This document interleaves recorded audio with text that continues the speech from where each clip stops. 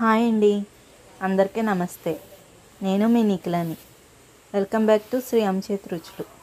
ఈరోజు రెసిపీ వచ్చేసి veg fried rice అండి. క్యారెట్ తీసుకుని స్లైసెస్ తీసుకోవాలండి. ఇలా స్లైసెస్ తీసుకున్న తర్వాత రౌండ్గా కట్ చేసుకోవాలి.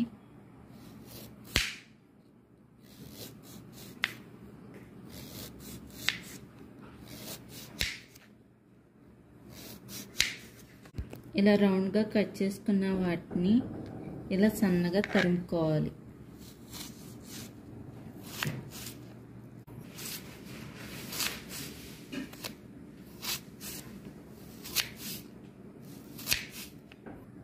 ఒక 8 పచ్చిమిర్చి తీసుకొని డైమండ్ షేప్లో కట్ చేసుకోవాలండి.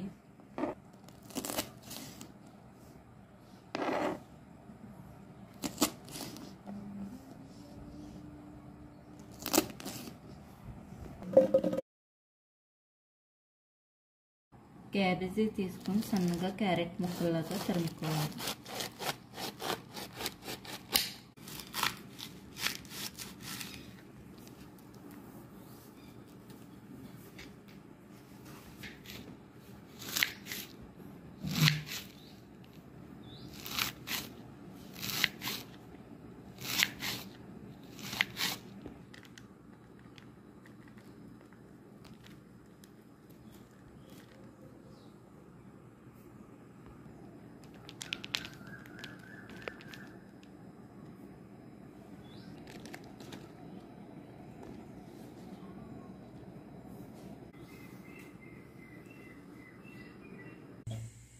కళాయి పెట్టుకొని ముందుగా 2 స్పూన్లు ఆయిల్ వేసుకుంటున్నాము.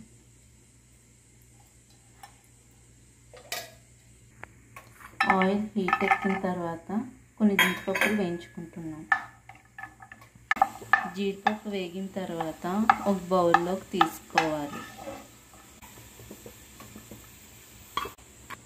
ముందుగా కట్ చేసుకున్న పచ్చిమిర్చి వేసుకొని వేయించుకోవాలి. పచ్చిమిర్చి వేగిన తర్వాత క్యాబేజీ వేసుకోవాలి. పచ్చివాసన పోయే వరకు వేయించుకోవాలి.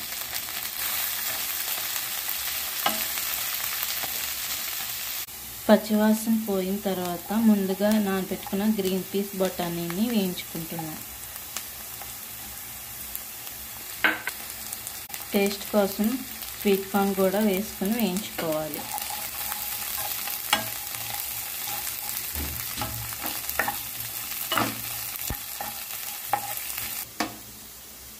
మగ్గిన తర్వాత కొంచెం క్యారెట్ వేసుకొని వేయించుకోవాలి.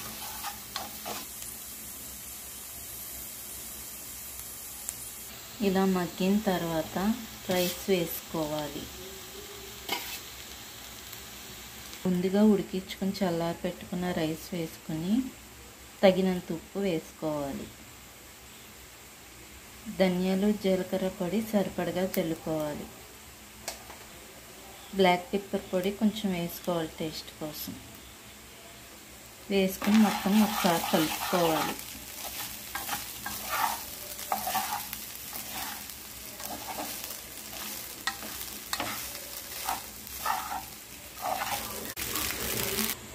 దించే ముందు కొద్దిగా ఉప్పు సరిపోతే ఉప్పు, కారం సరిపోతే పెప్పర్ వేసుకొని తిప్పుకోవాలి.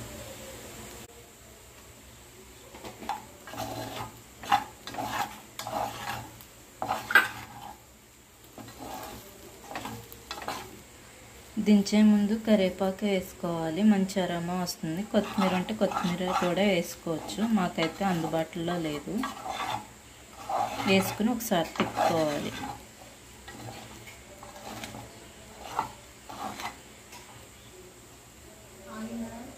ఫ్రైడ్ రైస్ రెడీ అయిందండి. ఒక బౌల్లోకి తీసుకుంటున్నాము.